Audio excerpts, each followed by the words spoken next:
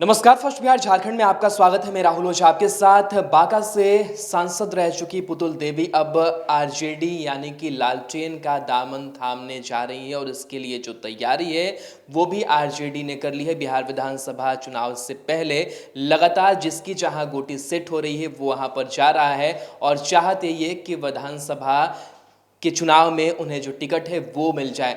लेकिन देखना होगा कि किस तरीके से जो जगह है वो आरजेडी में पुतुल देवी बना पाती हैं। आपको बता दें कि 2019 का जब लोकसभा चुनाव हुआ था तो निर्दलीय प्रत्याशी के रूप में पुतुल देवी उतरी थी।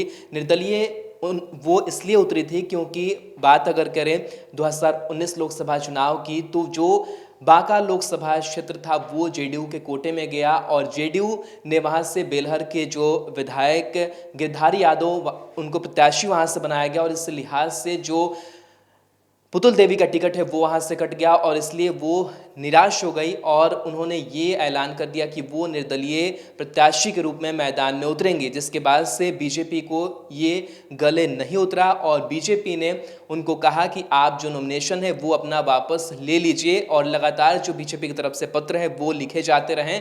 अंत समय तक नॉमिनेशन वापस लेने की मांग जो है वो बीजेपी करती रही, लेकिन अपना जो मूड है वो पुतुल देवी ने बनाए रखा और वो निर्दलीय प्रत्याशी के रूप में मैदान में उन्होंने चुनाव लड़ा।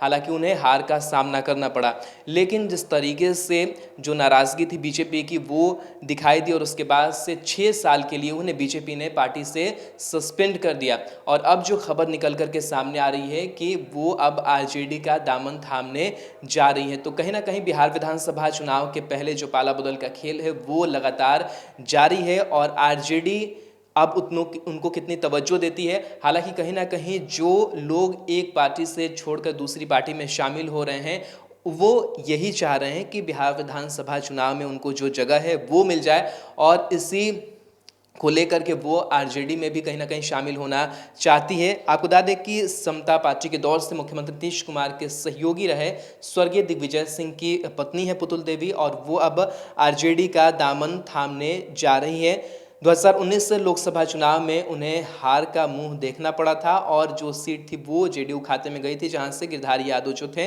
वो प्रत्याशी बनाए गए। 2014 की बात करें तो 2014 में भी हार का जो सामना है वो लोकसभा चुनाव में पुतुल देवी को करना पड़ा था।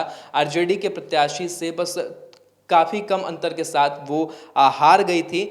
लेकिन जब 2019 लोकसभा चुनाव को याद करें तो उस वक्त जो उनकी बेटी थी वो लगातार चुनाव प्रचार में और हर एक कदम पर उनका साथ देती रही और चुनाव प्रचार में वो काफ़ी ज़ोर शोर से लगी हुई थी, दिखाई वो दे रही थी और निशानेबाज श्री सिंह ने पूरा जो दमखम था वो लगाया था। लेकिन इसके बावजूद भी जो पुतुल देवी थी वो चुनाव हार गई थी। बहरहाल अब आरजेडी में उनकी जो एंट्री है वो हो रही है और उम्मीदें भी काफ़ी है पुतुल देवी को कि बिहार विधानसभा चुनाव में उनके लिए कुछ अच्छा होगा।